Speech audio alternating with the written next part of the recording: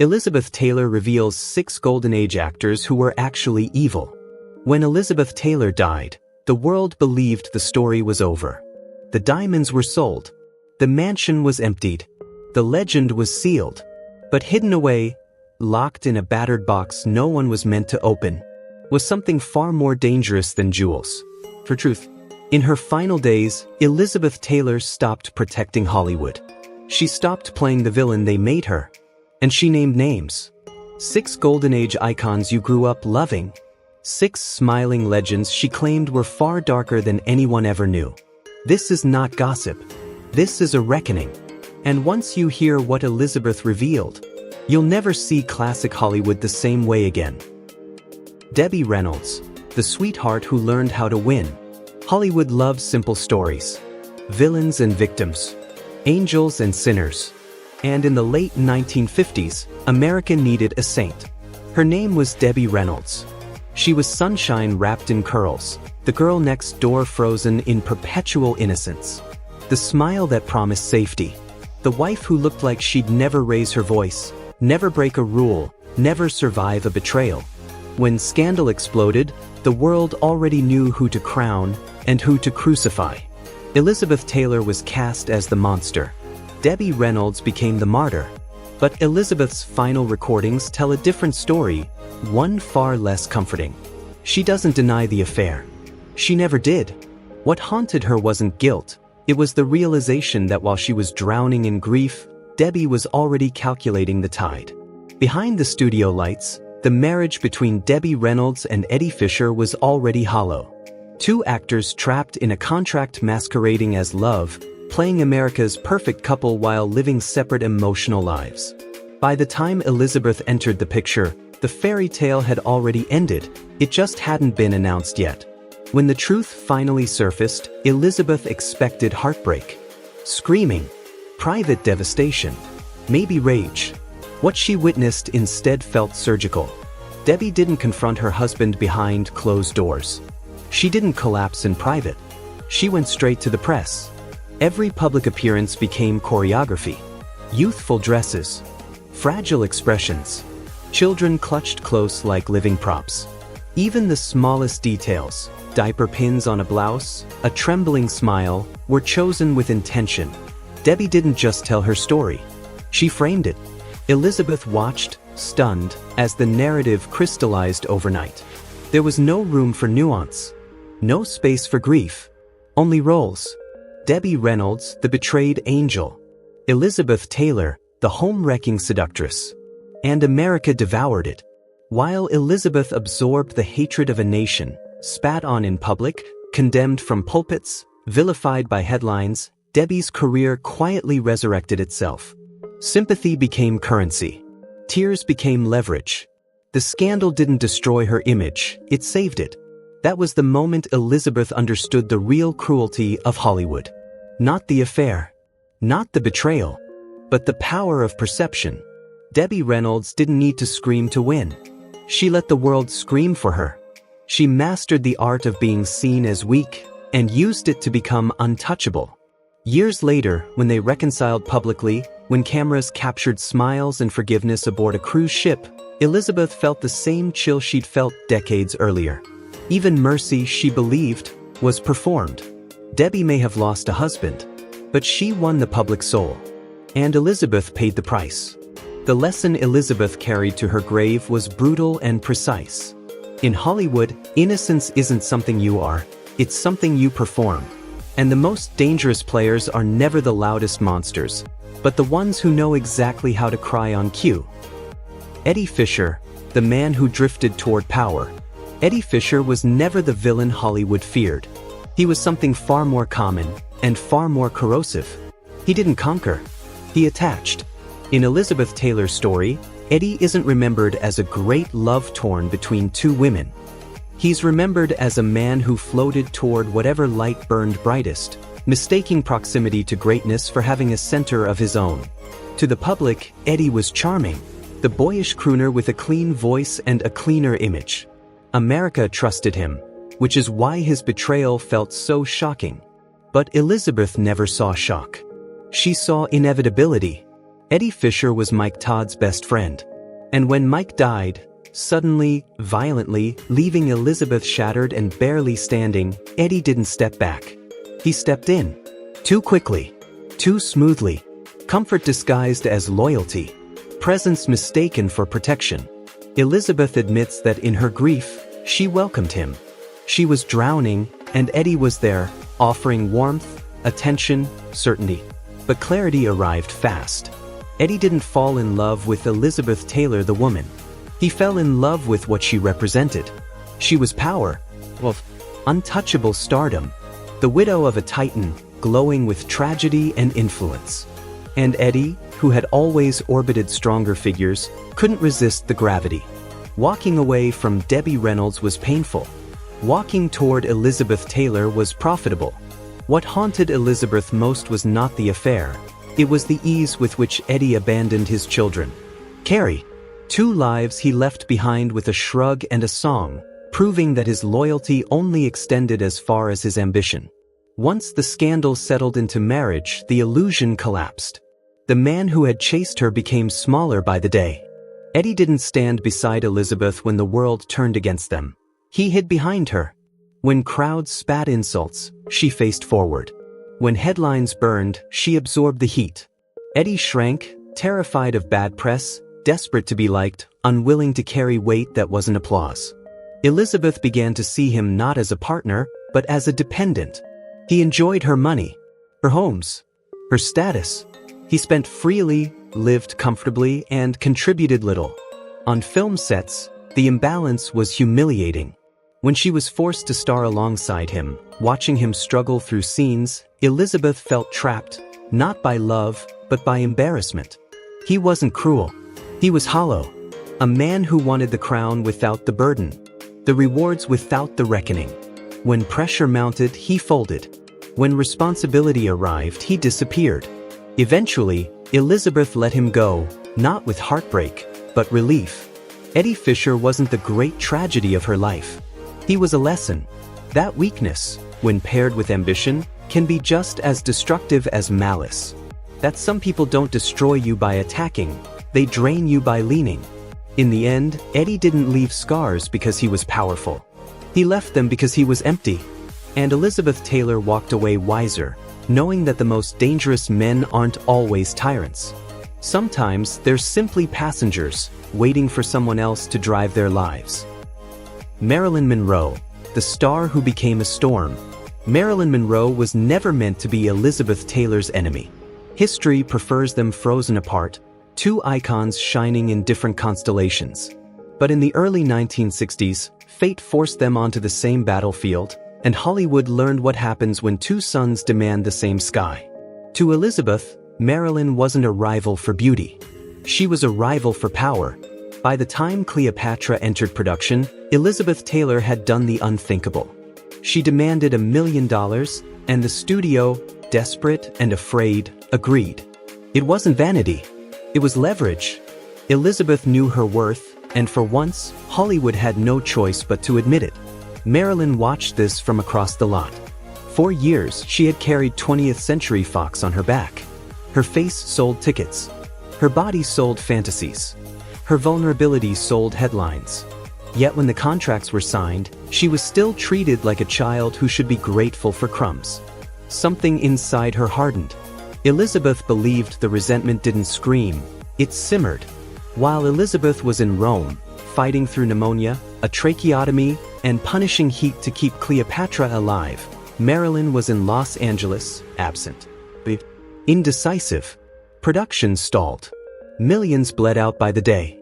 Executives panicked. To the public, Marilyn was fragile. To Elizabeth, she was strategic. Every missed call time shifted power. Every delay tightened the studio's throat. Elizabeth didn't see a woman collapsing. She saw a woman refusing to move unless the world bent to her. And the studio did bend. Again and again. Caught between 2 legends, Fox had to choose. One woman demanded her value and delivered. The other demanded mercy, and chaos followed. Elizabeth felt the weight of an entire industry resting on her shoulders while Marilyn turned instability into leverage. Then, suddenly the storm ended. Marilyn was fired, rehired, and before the story could resolve itself, she was gone. The world mourned, canonized her, froze her at perfection. Elizabeth did not weep the way people expected.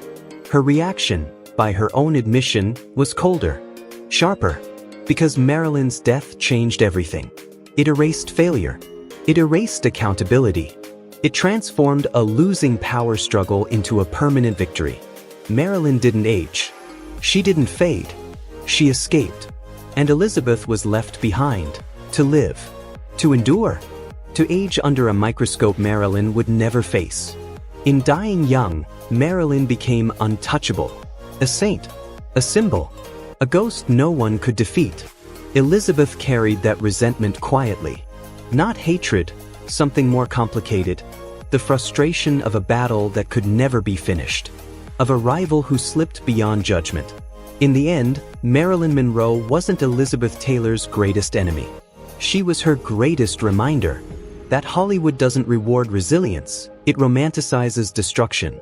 That the industry loves women most when they break beautifully and leave before the bill comes due. And Elizabeth, still standing, learned the cruelest lesson of all. Survival is not always victory. Joan Collins, the woman who wanted to be her. Some rivalries are born from power. Others are born from imitation. Joan Collins belonged to the second kind. To Elizabeth Taylor, Joan was never a true enemy. She was something far more unsettling. A reflection that wouldn't stop staring back. A shadow that studied every movement, every expression, every choice, and tried to wear it as her own. The press loved the comparison. Same dark hair, same pale skin, same heavy-lidded gaze. Headlines whispered the question over and over, is Joan Collins the next Elizabeth Taylor? To Elizabeth, the question felt insulting. She had grown up on the MGM lot. She had bled for her craft. She had earned her legend before most actresses found their footing. Joan, in her eyes, wasn't building something new. She was borrowing a silhouette and hoping no one noticed the seams. Elizabeth didn't hate Joan's ambition. She hated the shortcut. Joan wanted attention. Elizabeth demanded respect. But what turned irritation into contempt wasn't the copying, it was the trespassing. Joan didn't just echo Elizabeth's style. She stepped into her past. Into the ruins Elizabeth had barely survived. When Joan began seeing Nicky Hilton, Elizabeth felt something inside her snap. Nicky Hilton wasn't a former husband she'd casually outgrown. He was a man who had hurt her. Violently. A chapter she had escaped with scars no headline could capture. For Joan to choose him wasn't romance. It was indifference. A declaration that Elizabeth's pain was irrelevant if it meant gaining proximity to her life. To Elizabeth, it confirmed what she had long suspected. Joan wasn't chasing love. She was collecting artifacts. The rivalry turned childish, almost absurd. A quiet scoreboard of husbands. Sharp notes passed through intermediaries. Subtle insults dressed as humor. Two women with the world at their feet measuring worth through men, because Hollywood had taught them that desirability was currency. Elizabeth knew how ridiculous it looked. She also knew how trapped they were. Time delivered the verdict Elizabeth always expected. Joan eventually found her crown, but not in film. Not in the sacred halls Elizabeth worshipped. It came decades later, on television, wearing shoulder pads and soap opera grandeur. Elizabeth watched from above, detached. By then, she was already legend. Joan was history catching up. In Elizabeth's private reckoning, Joan Collins was never dangerous. Never powerful enough to steal the throne. She was noise. A persistent echo that reminded Elizabeth how fiercely Hollywood encourages women to compete for reflections instead of substance. Joan wanted to be Elizabeth Taylor. Elizabeth wanted to be eternal. And that difference, more than beauty or fame, is what separated the queen from the copy. Ava Gardner, the woman who could take everything. Elizabeth Taylor had faced scandals, rivals, and betrayals without flinching. But Ava Gardner was different. She wasn't an echo. She wasn't a ghost. She was a force. Ava Gardner didn't need strategy. She didn't need press. She didn't need permission. She moved through the world with a raw, feral gravity, the kind that pulled men toward her without effort and left women quietly measuring their own strength. Elizabeth respected her. That was the problem. Ava was the only woman Elizabeth ever admitted to fearing. Not because Ava wanted Richard Burton, but because she didn't need to want him.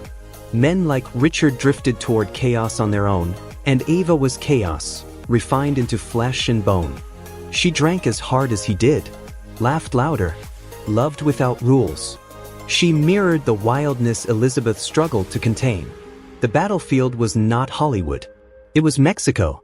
Puerto Vallarta, sweltering and untamed during the filming of The Night of the Iguana. Elizabeth had no role in the film. No reason to be there. And yet, she followed Richard like a sentry, knowing exactly what would happen if she didn't. She wasn't visiting. She was guarding territory. Nights blurred into tequila-soaked rituals. Music spilled into humid air. Ava held court effortlessly, touching Richard with a familiarity that froze Elizabeth's blood. There was no seduction in it, just inevitability. Ava didn't chase men. She let them fall. Elizabeth felt herself slipping. For the first time, the crown felt loose. Ava didn't want to steal Richard. She wanted to prove she could. That was the terror. Elizabeth fought back with everything she had. She drank harder, dressed sharper, stayed closer. When beauty wasn't enough, she used fear. When fear wasn't enough, she used money. When money failed, she used desperation, threats, ultimatums, emotional warfare. It wasn't elegant. It was survival. In the end, Elizabeth won. Richard returned to her bed. Ava drifted away, uninterested in prizes that required cages. The lioness lost interest and moved on. But victory tasted strange. Elizabeth had protected her marriage and trapped herself inside it. Ava Gardner walked away untouched, leaving Elizabeth with the man she fought to keep and the knowledge that she had never truly defeated her rival. She had merely outlasted her. Ava Gardner wasn't evil. She was honest. And that honesty terrified Elizabeth more than any calculated betrayal ever could. Richard Burton, the man she could never escape. Richard Burton was not the final name on Elizabeth Taylor's list by accident. He was the only one who didn't need to chase her, manipulate her, or copy her. He already had her. Their love was sold to the world as the greatest romance of the 20th century.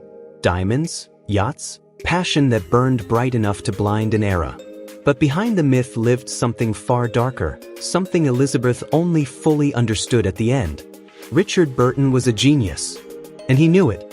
Oxford educated. Shakespearean royalty. A man whose voice could command a room before he ever entered it. From the beginning, he loved Elizabeth, but never without reminding her that in his eyes, she was instinct, not intellect. A creature of raw emotion who had stumbled into greatness, while he had earned his. He adored her beauty. He resented her power. At first, Elizabeth mistook his dominance for depth, his cruelty for passion, his jealousy for love. She believed that loving a brilliant man required endurance, that genius came with a price, and she was strong enough to pay it. The fracture came quietly. On Oscar night, Who's Afraid of Virginia Woolf was supposed to be his triumph. Richard believed he had shaped Elizabeth's performance, refined her, elevated her. He expected to stand above her, teacher victorious over student. Then her name was called. And his was not. Elizabeth would later say she saw something die in his eyes that night. From that moment on, the man who loved her became the man who punished her. Words replaced fists. Intelligence became a weapon. When Richard drank, and he drank often, the poet vanished, replaced by a tyrant who knew exactly where Elizabeth was weakest. Her lack of formal education. He carved at her in public, in private, in front of friends and strangers alike. He didn't need to break bones. He broke confidence. Their love spiraled into addiction. Alcohol. Screaming hotel rooms. Thrown furniture. Morning apologies that meant nothing by nightfall. Elizabeth called it passion. History called it romance. It was abuse. Still she stayed. Because Richard Burton was the only man Elizabeth Taylor ever loved more than herself. And in the end, that was her undoing. As time softened her beauty and illness took its toll, Richard's gaze wandered. Not because he stopped loving her, Elizabeth believed he never did, but because he couldn't face the wreckage of what they had become together. He chose youth. Cowardice. He left when she needed him most. That was the final cruelty. Richard Burton didn't destroy Elizabeth Taylor. He made her smaller, and she survived anyway. In her last confession, Elizabeth didn't ask for pity. She didn't absolve him. She simply told the truth, that the man who broke her spirit was the only evil she could never bring herself to hate, and that loving a monster does not make you weak. But mistaking suffering for love nearly cost her everything. When the last box was closed, silence filled the room. No applause. No flashbulbs. No diamonds left to dazzle the eye. Only the truth. Debbie Reynolds, Eddie Fisher, Marilyn Monroe, Joan Collins, Ava Gardner, Richard Burton. 6 names once carved in gold. 6 legends reduced to echoes. Their voices faded, their battles dissolved into celluloid and dust. The screaming hotel rooms. The whispered phone calls. The jealousy that burned hotter than the studio lights. All of it gone. And yet, one voice remained. Elizabeth Taylor was never the innocent Hollywood wanted her to be. But she was never the villain they needed her to become. She was something far more dangerous. A survivor who learned the rules of a brutal game and refused to die inside it. The Golden Age was never a fairy tale. It was a battlefield disguised in glamour. Friendship was currency. Love was leverage. Innocence was a performance. And only the ruthless were allowed to become immortal. Elizabeth paid the price every single day of her life. With her body, her reputation, her heart. She walked through wolves in silk dresses and diamond crowns, growing a skin as hard as the jewels she wore. Not to be admired. Not to be forgiven. But to endure. In her final confession, Elizabeth doesn't ask you to absolve her. She doesn't beg for sympathy. She offers only understanding. A reminder that legends are not born clean, and survival often demands the sacrifice of softness. She was flawed. She was fierce. She was the last one left standing. And now, the judgment is yours. Was Elizabeth Taylor the victim of 6 evils? Or the most brilliant player of them all? Tell us what you think in the comments below. Which figure on this list do you believe was the most ruthless, and why? If these hidden histories of Hollywood captivated you, subscribe to the channel, ring the notification bell, and stay with us. We have more secret files to open, and more legends waiting to fall. Until next time, remember this. Behind every great star, there is a shadow even darker than the spotlight. Fade to black.